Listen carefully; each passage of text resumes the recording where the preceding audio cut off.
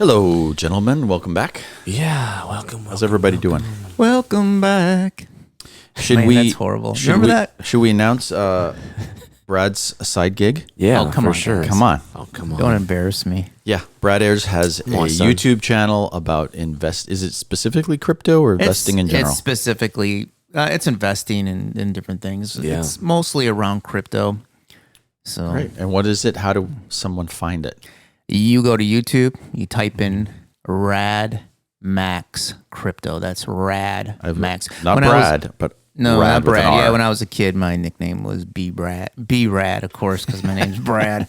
And I was, You got a lot of original right. You friends, just- don't you? I know. You just dropped something that we're going to have fun with. I know. You know, when you're into skateboarding. And Sitting to my right is BMX. B-Rad.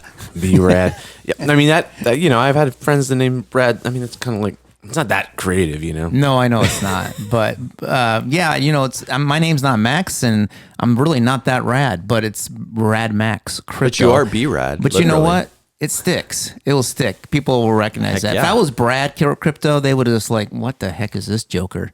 Now they go, this is kind of, they remember the name, but they still say, he's a joker. So yeah, if you That's get so a cool. moment and you're into that kind of thing and you want to get a good laugh, Yeah. check out. Yeah. It looks great. Yes. You did a Oh, really? Good job. Yeah, Okay. I mean, yeah, it's great. It was honestly kind of a bet. I was doing this, I do charting and technical analysis on not just crypto, but other, equity markets and stocks and things. And I share it with people and they're like, why don't you just make a YouTube video of it and you can just send it out to all of us? And so I said, okay, I'm going to go for it. So, I'm learning the algorithm of YouTube and it's fun. It's fun for me to learn stuff. So.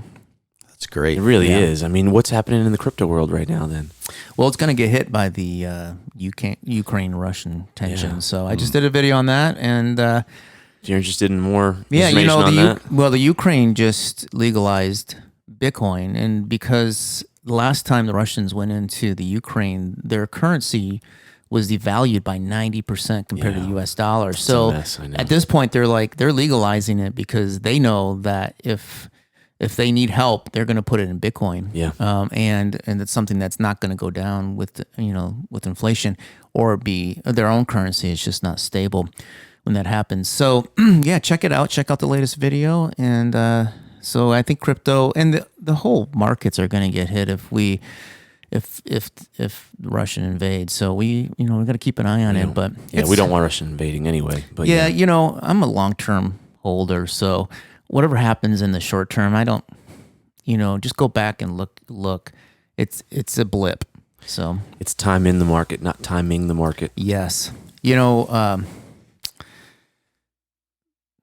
I don't know. Anyways, I don't know. It's too early. No, in the we've morning. talked about we've talked about investing a little bit on this podcast Yeah, we because have. you have to take your we've talked about how you take your funds from your business and put it in a safe place and make Yes. sure it's doing something for you and not just Yes. being devalued. Well, And so yes, If you look at a chart based on the current inflation rate, which is 7.5%, just that alone, we know it's much higher for you have the to average family. right. So you have to make a 10% return just to stay even.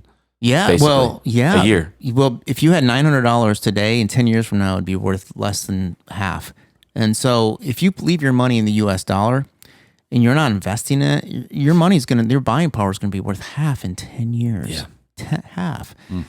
I don't want that. I work too hard for it. So, True.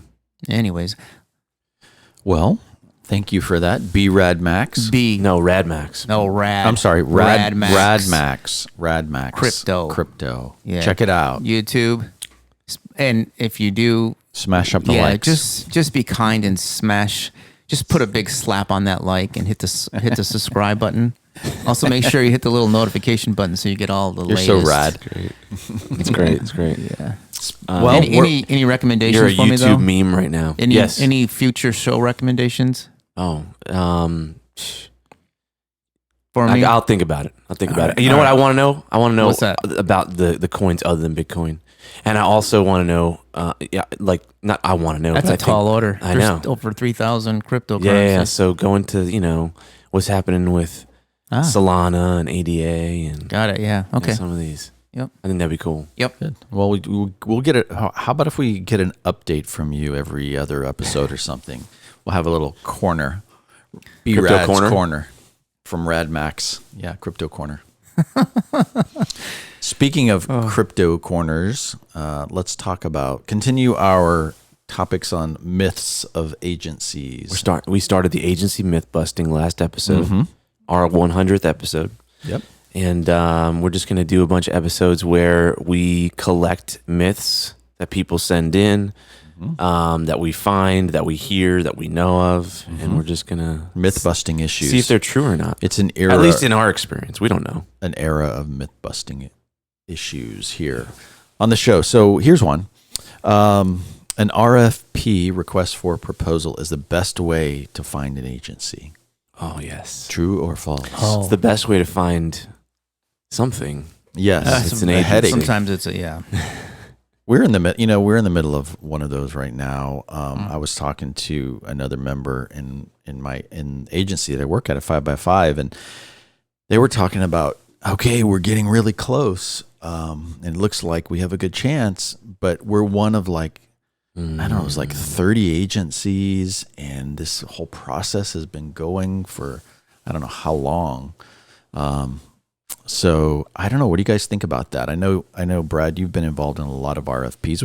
We've done a show about just devoted to RFPs, but yeah, there's a lot of waste in RFPs, and a lot of people still find agencies that way. Yeah, they do. A lot of big companies now, they hire third parties to manage all of that as well. So they're managing their RFP, they're managing their search. They make sure that the agencies are submitting all their information correctly and help to vet. So it's like a cottage industry. Help to vet them, yeah. So the bigger ones are like that. There are a lot of time wasted. I mean, I've seen in the past us burn, not with my agency, but with other agencies, burn $20,000 to $50,000 on an RFP, going through the hoops, traveling, all that stuff, and you don't win the account. So it takes a lot of time and attention. We had one RFP not too long ago that I participated in, and with another agency, and their first thing they wanted was an actual video of you, not your canned video, but like a unique video of them. Like of you had to produce talking. a A video yeah. that shows why you need to be their agency, and you had to have people talking about them. You know what I mean? It was something you had to. And produce. obviously, to make it win or make it stand out, you'd have to spend. It can't just be you with a talking head. Correct. Right. It had to. You be had to meet a video. Yeah, you had to kind of meet on camera the people that were going Yeah. to manage and what they thought. You got to be their creative with it. philosophies, and had to be So that was their first assignment, and then after that, there was a big written assignment, and man, it can. Yeah. I'm not into. I feel like it's very old school to expect someone to do a ton of work, not being paid, in order to have a potential to win something. Yeah, Ken, you would have looked at that RFP and said, "No, thank you." No, I would have. I definitely. I want those. Yeah. Those. Well, I don't know. It was a $30 $30 million right. RFP. Theoretically, we want the business. Theoretically, you want the business. I don't know, but I would not personally. I just don't believe in spending a lot of effort that's not paid for. I feel like it puts it's a weird psychological, relational dynamic between you and the potential client at that point. Yeah. On the other side of the coin, I can understand if I'm sitting on the other side of the table, having some sort of process in place that you can document your requirements, so everybody's on the same page in your organization of what you're looking for, and to be able to have some uniform system to get that out to potential agencies. If you're not, you definitely need to be on the same page. You're right. I think organizations. There's a part of an RFP that makes a lot of sense no matter what, because you need to know what you want to do. Right. And how do you evenly and equally compare when you're shopping? You got to have some sort of standard to say, okay, let's all get everyone on the same page. So I understand the motive behind it. What I don't care for is the companies that actually use it. There's no intention for them to leave their incumbent agency. They just use it to kind of see what prices are, just to do their due diligence. And it seems like a waste of time at times. There's a lot of that. There is some of that too. So I would just say that since it's been around so long, You kind of touched on this when we started. There's a potential if I'm a manager who's looking for an agency, there's a potential for an agency to be really, really good at RFPs and or outsource that, like you said, to a third party. So are you really getting what you're looking for in the response to an RFP? Meaning, is the system really killing what you're trying to accomplish? Meaning, I want to get to know these people. I want to see really what their capabilities are. And I really want to know, how they stack up against other agencies. Are you truly getting that if an RFP it has a whole department that does nothing but process, put their best foot forward, and do the RFPs? You haven't really learned a whole lot about the agency, what you're paying them money for. I have an idea. There you go. I think they should do almost like take The Bachelor or The Bachelorette, that idea. They go someplace on a retreat to Cancun or something, and they bring all the agencies with them, and then they date them. They basically hang out with them for 2 or 3 hours. Get a little alcohol in them and really get the truth. Yeah, and hang out with them for 2 or 3 hours and just talk business. I like it. You know what I mean? Actually, and then like everybody is everybody has it's fun and it's enjoyable and it's relaxing. There was a show like that. There was? Yeah, and I think it was with advertising agencies. Oh. There was a show. I'll find it and send it to you. I think that sounds familiar. I think that would be awesome. Like if you you tell your employees, it was called The Pitch. Hey guys, we've got 2 weeks to put together that's a good title. This 40-page RFP. Or hey guys, you guys want to go to Cancun for the weekend and meet some new potential clients? Heck yeah. So, okay, if we're not fans necessarily of RFPs, we will still entertain them, obviously. What is a better way? If we're busting this myth, if the myth is an RFP is the best way to find an agency, what is our opinion on a better way? Thoughts? Yeah, I was looking up The Pitch. Sorry. No. Well, it's hard. I know websites, it's hard to, you're looking at case studies and things. And I think sometimes case studies, it could be who could put together the best case study, not who's really the best fit. But I think that's a good start. I mean, it's is it not like hiring somebody? Right? Yeah, who their current clients are. No, if you were hiring an employee. Yeah. To me, that's the same process as hiring an outside organization of any type. Yeah. And even though we're agencies or labeled agencies, we hire outside vendors for stuff, right? I just hired a vendor to do something for me. I don't send out an RFP. But when you hire a person, I think it should be like hiring a person, right? So when you hire a person, you have a job description, which is here's what we need, here's what we want, which is getting everyone on the same page. Okay, we need someone who will do this, right? Here's the salary that's attached to it. Sometimes you add that, sometimes you don't. I think it's just like when you're hiring an agency. Sometimes you had the budget, sometimes you don't because you may not know. Different agencies it may not matter to you as much as getting it done and getting the right person. And then you say, hey, you need to have this type of experience, which, is relevant to an agency as well. And then you put that out to the market and you also reach out to people specifically, right? With the same thing. So you put it out to market, but I also know, okay, this person's interesting to me and this person's interesting to me. I reach out with the same thing. And then you come back and you interview those people.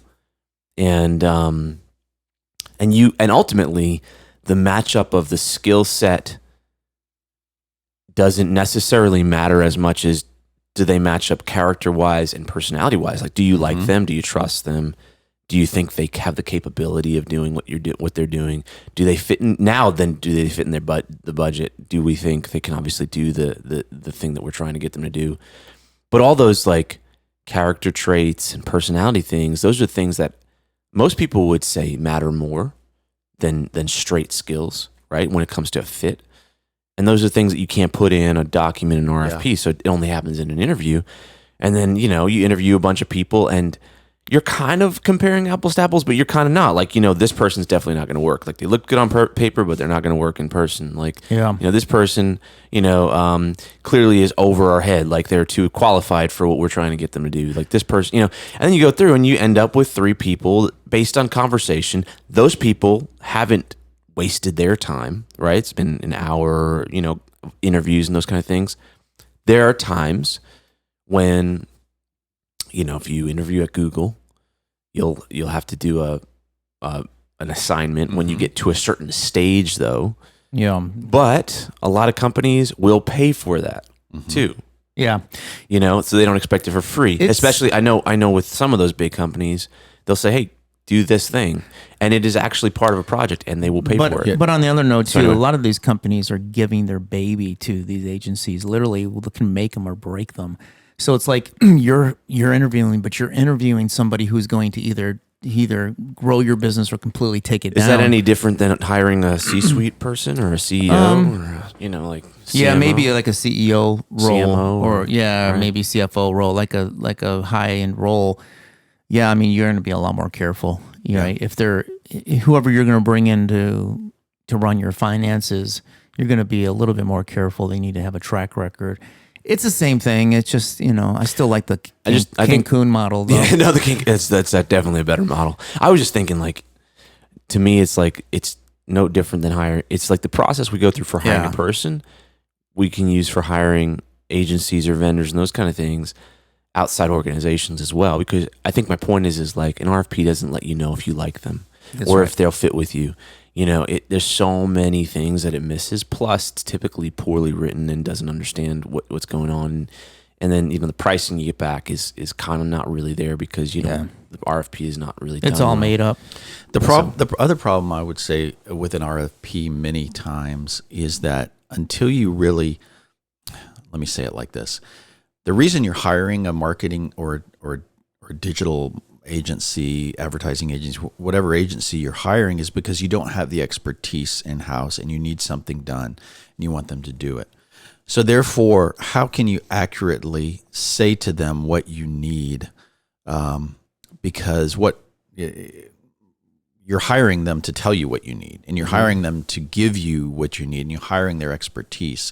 So it's kind of like saying, I'm going to go to a doctor, but I'm going to write up what I really need before I go to the doctor. That's silly. The reason we go to a doctor is because we have an idea and we think we know something's going on, but we need to be diagnosed. We need their expertise. We need their 12 years of education. We need their support staff to really run the test and figure out, okay, here's the really path forward that I need.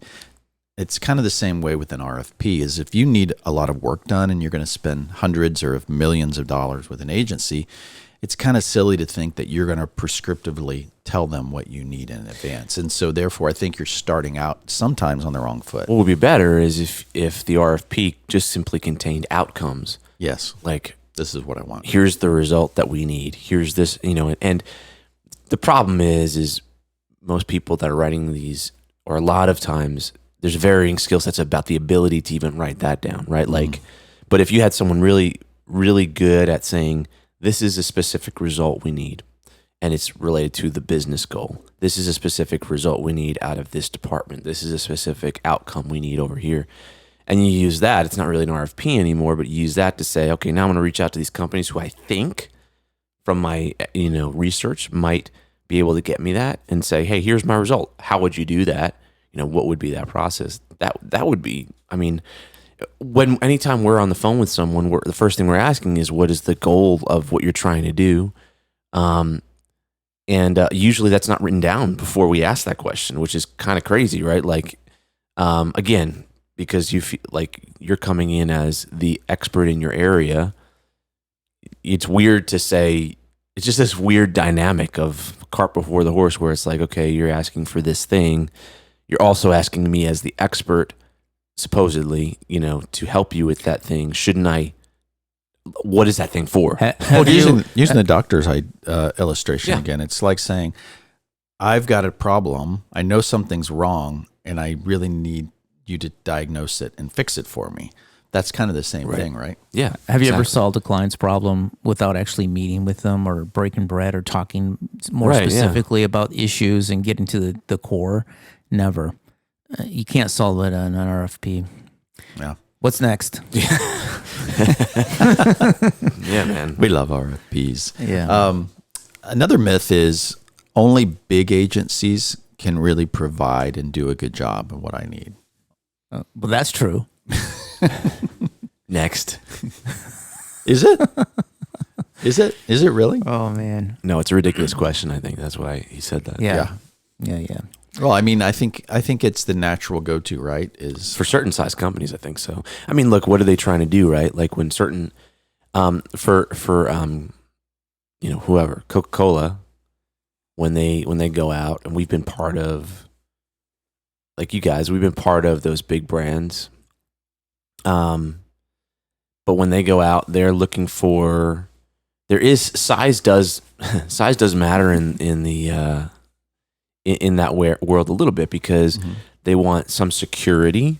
So a number of people and time in business and size denotes you're not going to go away overnight, right? They want some to make sure that you can be trusted. Maybe not from an honesty standpoint, but from a skill standpoint, with like not messing something up, right? And so, again, like how do you judge that? Well, the size of the organization in the length of time that they've been in business is one way to do that.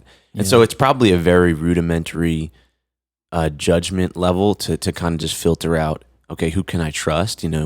My Bob, my business partner, would always say, like, you can't, there's a phrase, no one ever get fired hiring IBM, right? Or you can't get fired hiring IBM. That was like the corporate phrase back in the day. Like, it's like they're the most expensive, but like they're not gonna fail you, right? And so no one's gonna say IBM. I wonder. Yeah, I think it comes. Well, yeah, back then, I think it comes from there, right? So there's something to it. I don't want to just dismiss it completely, but obviously, like when it comes to doing a good job, that is not necessarily the case from a subjective standpoint. Yeah, from a qualitative standpoint. I think it ties with our last kind of discussion a minute ago. Was instead of size of an agency, I think you need to be focusing on what's the best fit and the best solution for my problem. And I don't think size necessarily matters in that situation. It might, if your problem is a big problem that requires lots of people and lots of resources, then maybe yes. But if your problem is, I need a rebrand, or I need whatever it may be, that doesn't necessarily equate to lots of people in a big agency. As a matter of fact, it can be a hindrance, because sometimes they can't move as quick as you need. If you need something fast and you need somebody to get up and running because you've got a deadline and you want to hire an agency, sometimes a big agency, it could be an impediment to you. That's true. I mean, experience and is one side of that. Like, for instance, like we work on e-commerce with e-commerce brands, right? And most people, like past a certain level, when they're doing $100 million, a month or something, or even a lot less than that, they want to know that whoever touches their store or whoever's helping deliver their strategy is not going to mess that up. And so experience matters with those kind of things. And I think sometimes people say, the bigger the organization, the more experience they probably have, the less likely they are to mess something up, especially name recognition of the organization, the agency. They've been around for a long time. I think those are things that lead to it. I don't agree with, obviously, the statement, but I think if you're smaller and you don't and you aren't, if you're smaller so that you don't, you're getting excluded because of the size thing, and we all are relatively, right? So, and if you are, and maybe you don't have as much experience in a certain area, right? Maybe you're starting out, then I do think you need to probably be aware of that and shortcut it somehow to, if you really want to get in front of someone and be considered for something, I think you have to work hard to get in front of them and, acknowledge the fact that, hey, there's not maybe the level of experience that you think is here, but here's why I can do a really great job, and here's why we can do it. We've all been in that position, right? When you're starting in maybe you're starting as a business or starting in a certain industry or whatever. And I think acknowledging those factors is good, because there is something to it, right? It's not true, but there's something to the way people make decisions based on, who they hire, being the size, two being the experience and name recognition. I mean, do you think that there's people think, companies think that hiring a larger agency is going to give you better work in the end. I think so. Yeah. I think there's that kind of, I can only get the best work from a big agency. There's no way that a small agency can give me the quality that a big agency can. I think they know that as the size goes up, the price goes up because the number of people and the speed may go down. Yeah. Go down. So yeah. But honestly, like, man, there's this Venn diagram we have on our wall downstairs. I'm trying to remember the 3 circles, but like, have you guys seen that? Like, it's a Venn diagram. There's an overlap, but there's speed, there's quality, and there's price. And you can pick 2. Yeah. You can't have all 3, right? Yeah. So like, if you want it to be fast and cheap, quality, it's gonna be very expensive, right? If you want it to be fast and cheap, the quality is gonna be down. If it's gonna be high quality and expensive, or high quality and cheap, then it's gonna be slow. So anyway, Brad, I know you guys relate as well. You guys run pretty lean, and you've got some really great clients and done some amazing work. But you've also worked in and around bigger agencies. What has been the biggest difference, pro and con, for you? I think resources as a bigger agency. I think there's just more knowledge, experience, knowledge to lean on internally. It's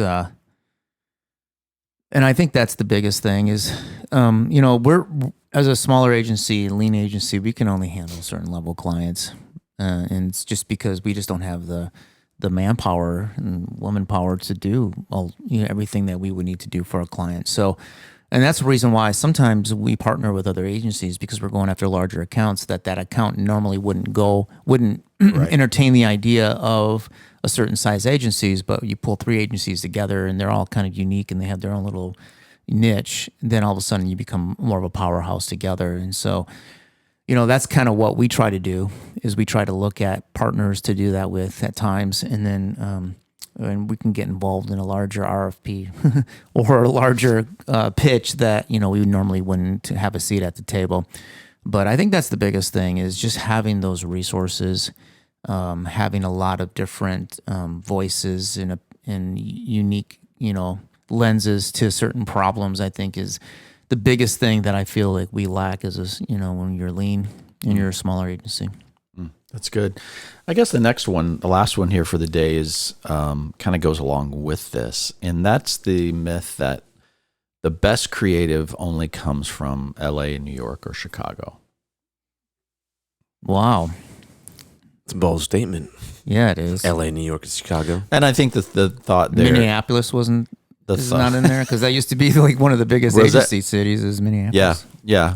I think the big metropolitan, well-known 3-letter agencies, New York, is where you go for the big, the best creative that you can get. I don't know. These days, all the New Yorkers and Californians are right here in Franklin, so maybe that's right.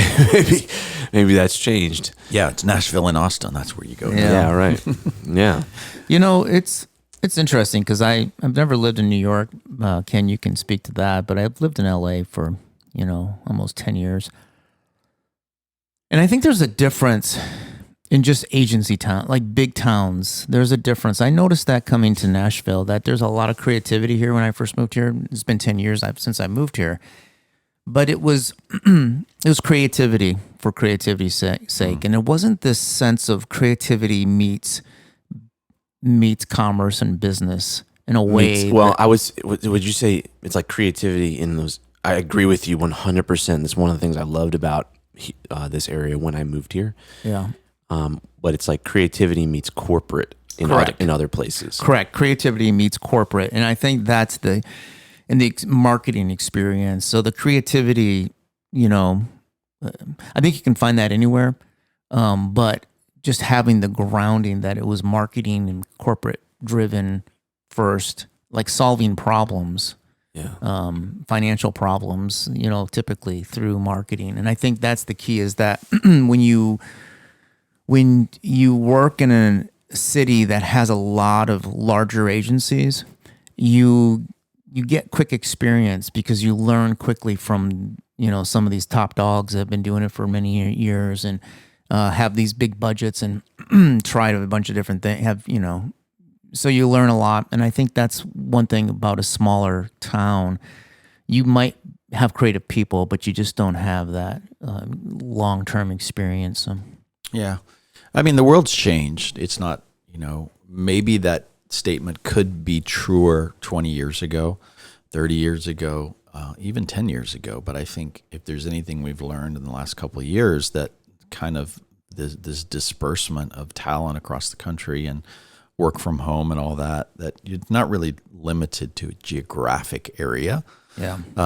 I guess the bigger question kind of all ties in with what we've been talking about is, can you only get the best creative from the big, more established, 50 to 100-year-old agencies? And that's the question. No. And I think technology has made those creativity more accessible, meaning people can do better, more top shelf things creatively because they have the tools are so cheap now. Yeah. So they can compete with big agencies at any level, just at home with a MacBook nowadays almost. Yeah, it's amazing So- some of the creativity that I see in the younger generation specifically. But I mean, anybody can do it, but it's amazing some of the stuff that's being put out. So, and I think the bigger question is,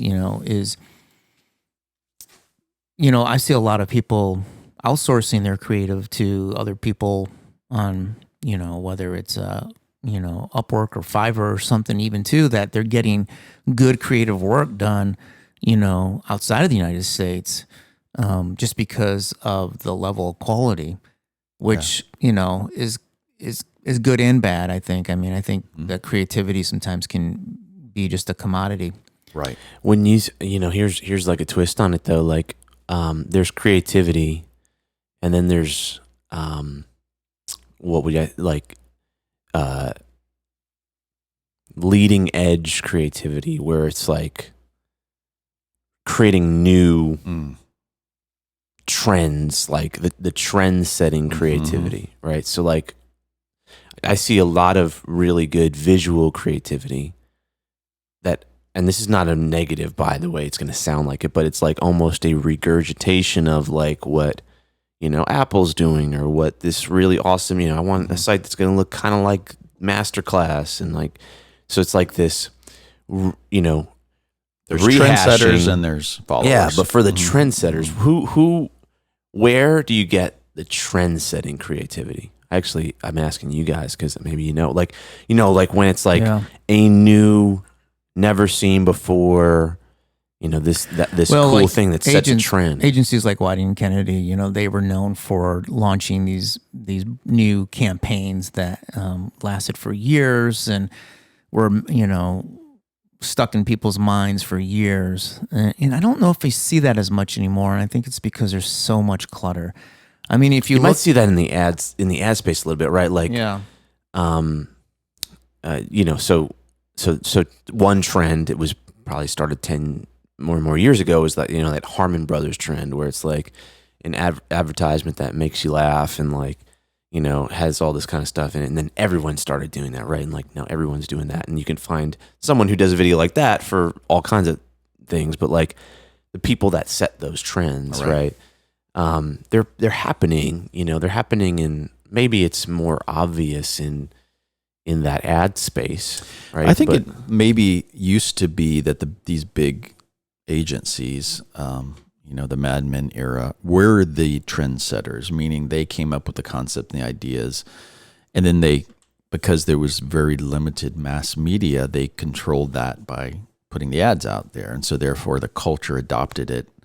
But I think it's probably reversed to some degree with the internet and everything. I think those trends in creativity follow culture, not vice versa. Like, I don't think agencies, for the most part, are not setting trends, whether it's design or ideas. I think it's following what the culture is doing, which is a combination of like generational, just communal creativity. And they just really just leverage culture, to be honest with you. Right, like, you look at that latest Coinbase commercial on the Super Bowl, with the QR with the code. QR code bouncing around. At first, I didn't know this, but I found out that that's really just a nod to The Office, Yes, and The that was an Office. Office episode, obviously, where and Go into the corner. yeah, so it was there was just a lot of other pop culture that was brought into it, and obviously that video probably cost them a dime to produce because it's but it, they probably paid a fortune to their agency for that idea if they didn't have that idea internally and Right. to actually get it done and get I think there's some created. pricing out there. I don't remember what it was, but there's some pricing out there on what it costs. Well, it to cost $14 million. It was $2 million. It was a 2-minute video. It Mm-hmm. cost them $14 million Yeah. just to run the airtime on that thing, and about They $2 got to 20 produce million it. hits within the first minute. Crashed the app. Yeah. Right. That's right. Crashed the I server. thought I think the return on investment was, at least the numbers. No one knows, right? But the numbers I saw was the return on investment was really good on it. Well, they're in such competitive with crypto.com right now. So know. they're just looking for accounts. They want as many people to have an account on Coinbase, even if it's $15 of Bitcoin, which is what they're giving away.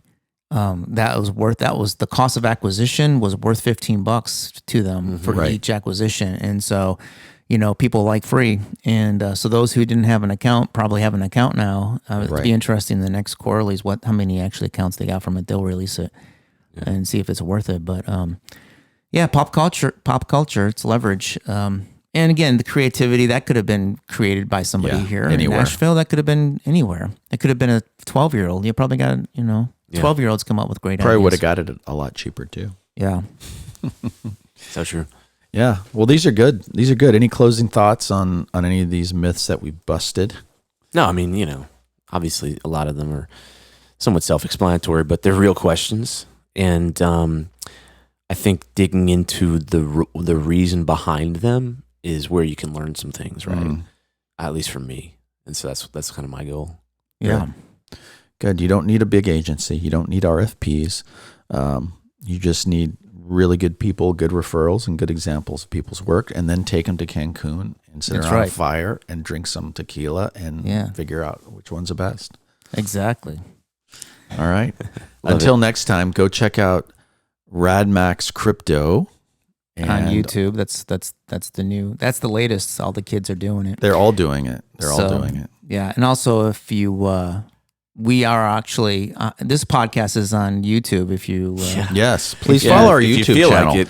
What's our Yeah. YouTube Let's talk channel? about What's that. the name of it again? Agency Exposed. Agency. yeah, let's talk about something. Hello. Hey guys, go to Agency Exposed on YouTube, slap up the Yeah. like, subscribe, There hit you the go. little notification button so you'll get all of the Yes. latest videos from Agency Exposed.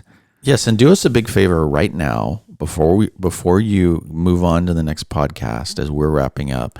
Stop what you're doing and open your app and go give us a good review. And if you want to give us some details, feedback, give us 5 stars, whatever you want to do, give us some feedback. So please do that right 5 now. stars, 6 stars. That's all. We really appreciate that. Okay.